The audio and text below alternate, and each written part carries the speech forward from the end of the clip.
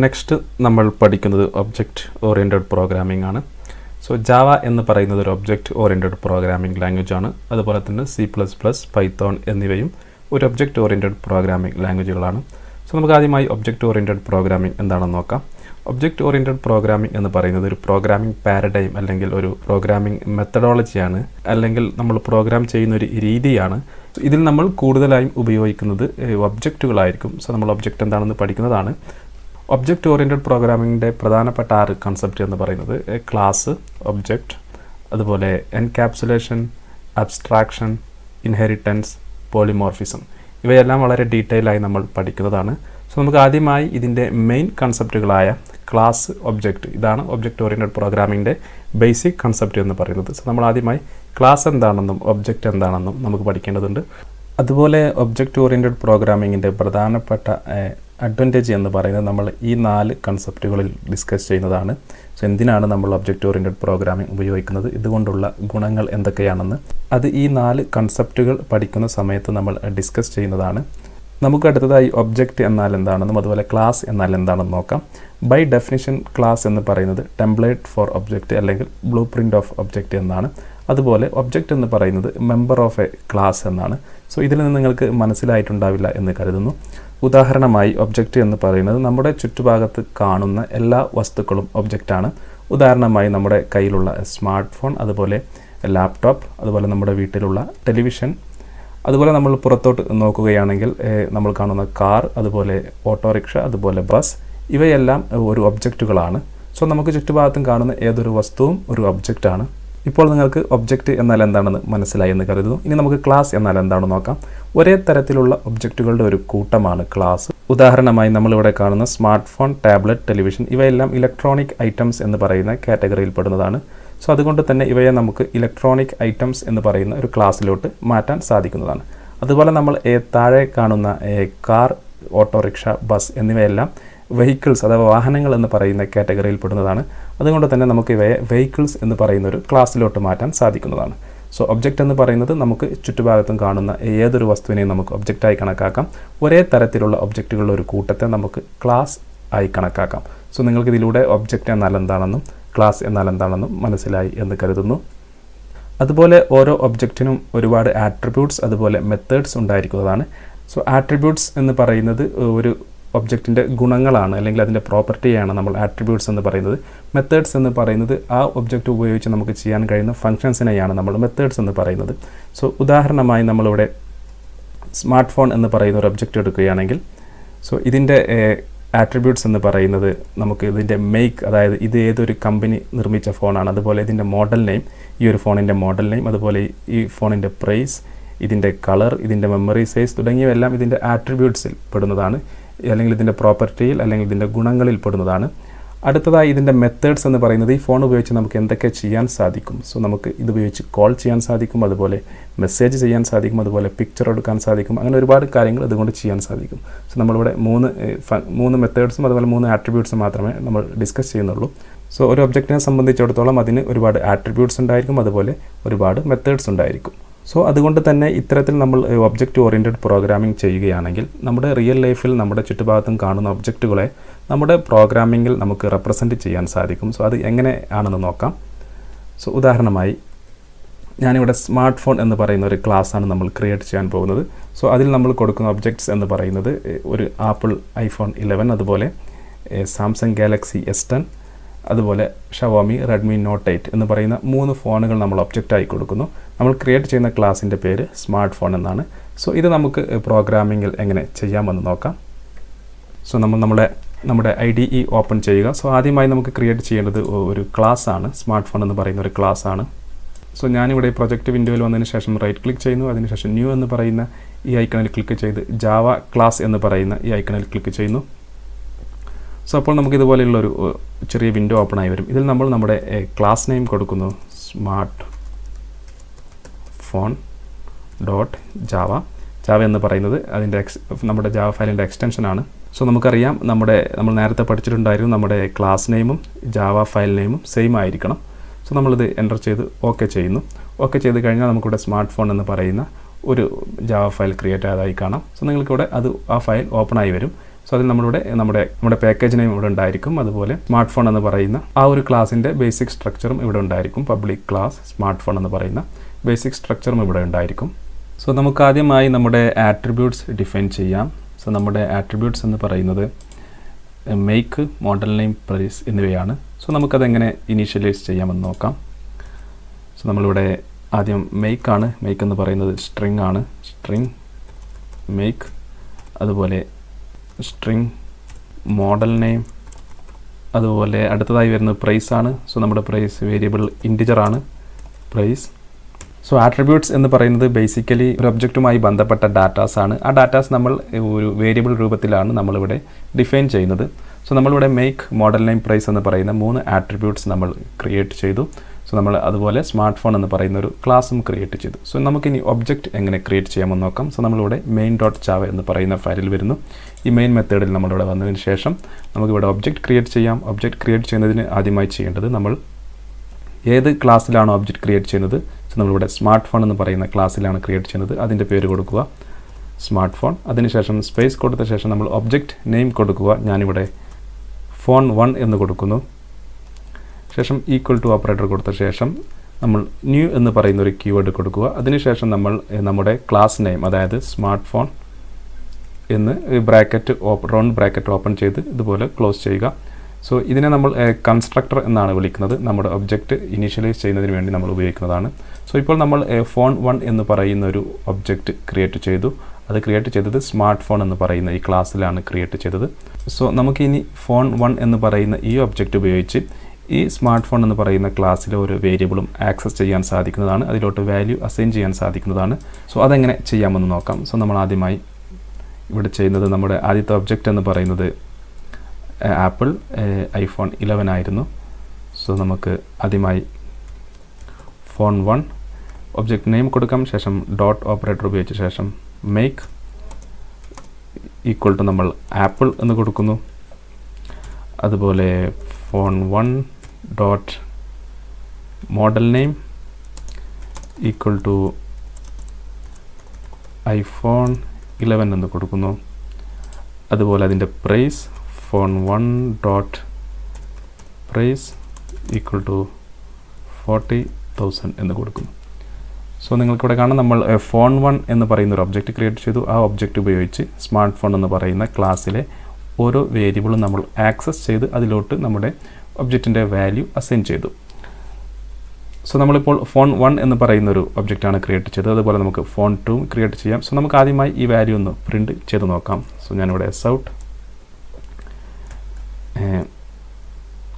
Make എന്ന് കൊടുത്ത ശേഷം നമ്മളിവിടെ പ്ലസ് ഓപ്പറേറ്റർ ഉപയോഗിച്ച് നമ്മൾ ആദ്യത്തെ phone 1 dot make phone 1 dot make, അതുപോലെ നമുക്ക് മോഡൽ നെയിം വേണം. സോ നമ്മളിവിടെ model name, so phone 1 dot ആ വേരിയബിൾ കൊടുക്കുക മോഡൽ നെയിം. അതുപോലെ പ്രൈസ് വേണം, നമ്മളിവിടെ പ്രൈസ് എന്ന് കൊടുക്കുന്നു. ശേഷം ഫോൺ 1 ഡോട്ട് പ്രൈസ്. സോ ഇത് നമ്മൾ പ്രിൻറ്റ് ചെയ്യുന്ന സമയത്ത് പ്രൈസ് എന്ന് കാണുന്നതിന് വേണ്ടിയാണ് ഞാനിവിടെ സ്ട്രിങ് കൊടുത്തത്. അല്ലെങ്കിൽ നമുക്ക് ഈ വേരിയബിൾ നെയിം മാത്രം ഫോൺ 1 ഡോട്ട് പ്രൈസ് എന്ന് കൊടുത്താൽ മതി. സോ നമുക്ക് റൺ ചെയ്ത് നോക്കാം. സോ റൺ ചെയ്ത് കഴിഞ്ഞാൽ നമുക്കിവിടെ കാണാം മേക്ക് ആപ്പിൾ, നമ്മുടെ ആദ്യത്തെ object, model name iPhone 11, price 40,000. So ഇതുപോലെ ലഭിച്ചതായി കാണാൻ കഴിയും. സോ നമ്മളിവിടെ ചെയ്തത് ഫോൺ 1 എന്ന് പറയുന്ന ഒബ്ജക്റ്റ് ക്രിയേറ്റ് ചെയ്ത് സ്മാർട്ട് ഫോൺ എന്ന് പറയുന്ന ക്ലാസ്സിലെ ഓരോ വാല്യൂസും നമ്മൾ ആക്സസ് ചെയ്തു. ഇനി ഉദാഹരണമായി നമുക്ക് ഈ ഫോൺ 1 എന്ന് പറയുന്ന വേരിയബിളിൽ നമ്മൾ ഫോൺ 1ൻ്റെ പ്രൈസ്, ആപ്പിളിൻ്റെ പ്രൈസ് കൊടുത്തത് 40,000 ആയിരുന്നു. സോ നമുക്ക് ഈ വാല്യൂ എങ്ങനെ ചേഞ്ച് ചെയ്യാമെന്ന് നോക്കാം. ചേഞ്ച് ചെയ്യണമെങ്കിൽ ഞാൻ ഇവിടെ താഴെ വന്നതിന് ശേഷം നമ്മുടെ ഒബ്ജക്റ്റ് നെയിം ഉപയോഗിച്ച് അത് ആക്സസ് ചെയ്യുന്നു. Phone 1 dot price equal to ഞാനിവിടെ 50,000 കൊടുക്കുന്നു. ഓക്കെ, ഇനി നമുക്ക് ഈ ഫോൺ 1ൻ്റെ പ്രൈസ് ഒന്ന് ഈ കോഡൊന്ന് ഇവിടെ കോപ്പി ചെയ്ത് താഴെ പ്രിൻറ്റ് ചെയ്ത് നോക്കാം. സോ നമുക്ക് റൺ ചെയ്ത് നോക്കാം. സോ റൺ ചെയ്ത് കഴിഞ്ഞാൽ നമുക്ക് ആദ്യത്തെ ഈ 3 കോഡ് റൺ ആയപ്പോൾ make Apple, model name iPhone 11, price 40,000 ലഭിച്ചു. അതിനുശേഷം നമ്മൾ ഈ ഫോൺ 1ൻ്റെ പ്രൈസ് എന്ന് പറയുന്ന വേരിയബിൾ ആക്സസ് ചെയ്ത് അതിൻ്റെ വാല്യൂ ചേഞ്ച് ചെയ്തു. സോ 50,000 ആയി, അത് നമ്മൾ പ്രിൻറ്റ് ചെയ്തു. സോ ഈ ഒരു രൂപത്തിൽ നമുക്ക് ഒബ്ജക്റ്റിൻ്റെ ആട്രിബ്യൂട്ട്സ്, വാല്യൂസ് നമുക്ക് ചേഞ്ച് ചെയ്യാൻ സാധിക്കുന്നതാണ്. സോ ഇതുപോലെ നമുക്ക് മറ്റ് 2 ഒബ്ജക്റ്റുകൾ കൂടി ക്രിയേറ്റ് ചെയ്യാൻ നോക്കാം. സോ ഞാനിവിടെ ഇത് കോപ്പി ചെയ്യുന്നു, ശേഷം താഴെ വരുന്നു, ശേഷം നമ്മുടെ ഒബ്ജക്റ്റ് നെയിം ഫോൺ 2 കൊടുക്കുന്നു. Phone 2 Samsung Galaxy 30,000. അതുപോലെ നമുക്ക് പ്രിൻ്റ് ചെയ്യുന്ന സമയത്തും ഒബ്ജക്റ്റ് നെയിം മാത്രം ചേഞ്ച് ചെയ്ത് കൊടുക്കുക. ഫോൺ 2. അതുപോലെ നമ്മൾ മൂന്നാമത്തെ ഒബ്ജക്റ്റ് കൂടി ക്രിയേറ്റ് ചെയ്യുന്നു. സോ മൂന്നാമത്തെ ഒബ്ജക്റ്റ് എന്ന് പറയുന്നത് ഷവോമി റെഡ്മി നോട്ട് 8 ആയിരുന്നു. സോ നമ്മളിവിടെ ഫോൺ 3 എന്ന് പറയുന്ന ഒബ്ജക്റ്റ് ക്രിയേറ്റ് ചെയ്യുന്നു. നമ്മൾ വേരിയബിൾ നെയിം കൊടുക്കുന്ന സമയത്ത് ഒബ്ജക്റ്റ് നെയിം കൂടി ചേഞ്ച് ചെയ്ത് കൊടുക്കുന്നു. ഫോൺ 3 ഇവിടെയും ചേഞ്ച് ചെയ്യാൻ മറക്കരുത്. Phone 3 dot make, phone 3 dot model name, അതുപോലെ ഫോൺ 3 ഡോട്ട് പ്രൈസ് നമ്മളിവിടെ ചേഞ്ച് ചെയ്തിട്ടില്ല. ഇവിടെയും നമ്മൾ ഫോൺ 2 എന്ന് കൊടുക്കണം. ഫോൺ 2. അതുപോലെ നമ്മുടെ ഫോൺ 3യുടെ വാല്യൂസ് കൂടി ഇവിടെ കൊടുക്കേണ്ടതുണ്ട്. ഷവോമി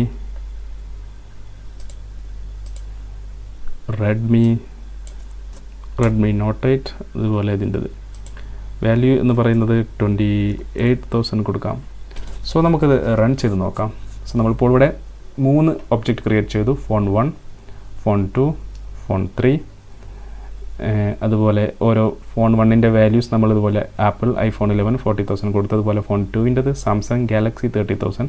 അതുപോലെ ഫോൺ 3യുടേത് ഷവോമി റെഡ്മി നോട്ട് 8 28,000. സോ നമുക്കിനി ഇത് റൺ ചെയ്ത് നോക്കാം. റൺ ചെയ്ത് കഴിഞ്ഞാൽ നിങ്ങൾക്ക് ഇവിടെ കാണാം ആദ്യത്തെ ഒബ്ജക്റ്റ് ആപ്പിൾ, അതുപോലെ രണ്ടാമത്തെ ഒബ്ജക്റ്റ് സാംസങ്, അതുപോലെ മൂന്നാമത്തെ ഒബ്ജക്റ്റ് ഷവോമി. സോ ഈ ഒരു രീതിയിൽ നമുക്ക് ക്ലാസ് ക്രിയേറ്റ് ചെയ്ത് ഒബ്ജക്റ്റ് ക്രിയേറ്റ് ചെയ്ത് അതിലെ വാല്യൂ ആക്സസ് ചെയ്യാനും അത് ചേഞ്ച് ചെയ്യാനും സാധിക്കുന്നതാണ്. നെക്സ്റ്റ് നമ്മൾ പഠിക്കുന്നത് നമുക്ക് ഒരു ഒബ്ജക്റ്റിൻ്റെ മെത്തേഡ്സ് എങ്ങനെ ക്രിയേറ്റ് ചെയ്ത് അത് ആക്സസ് ചെയ്യാമെന്ന് നോക്കാം.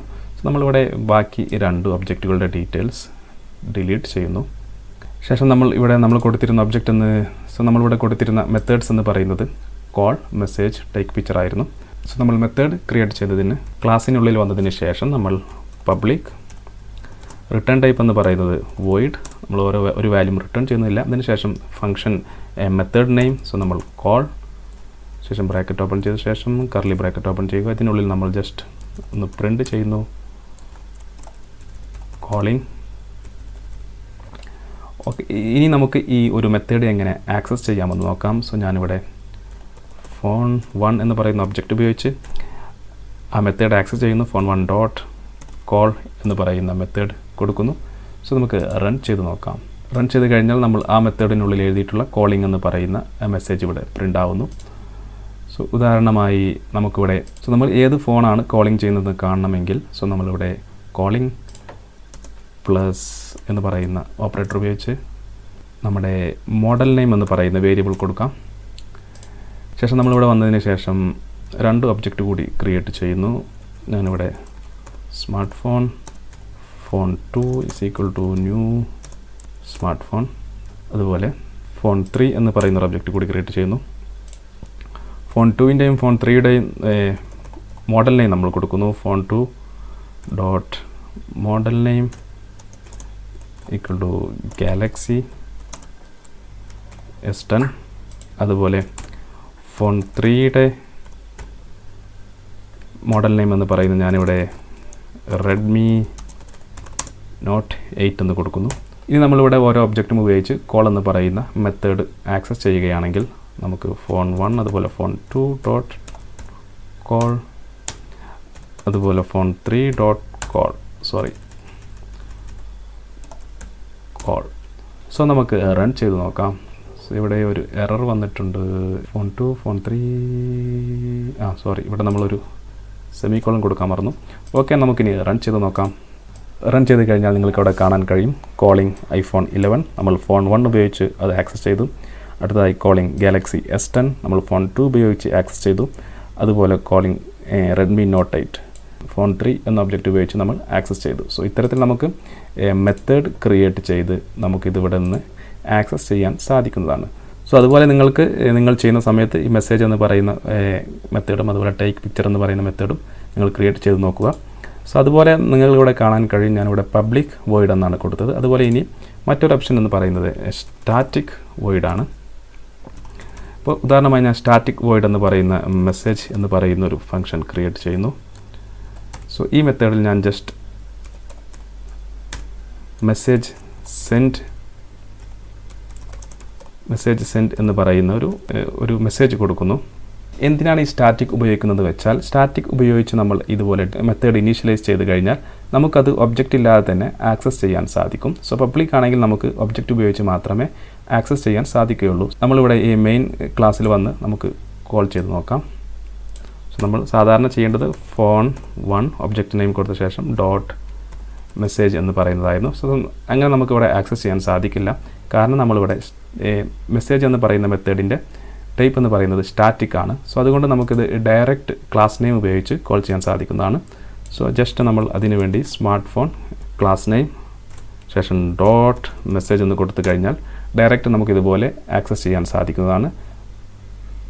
സോ നമ്മൾ റൺ ചെയ്ത് കഴിഞ്ഞാൽ അതിനുള്ളിൽ എഴുതിയിട്ടുള്ള മെസ്സേജ് നമുക്കിവിടെ ലഭിക്കുന്നു. സോ നമ്മൾ സ്റ്റാറ്റിക് മെത്തേഡാണ് ഉപയോഗിക്കുന്നതെങ്കിൽ നമുക്ക് ഒബ്ജക്റ്റ് ഇല്ലാതെ അത് ആക്സസ് ചെയ്യാൻ സാധിക്കുന്നതാണ്.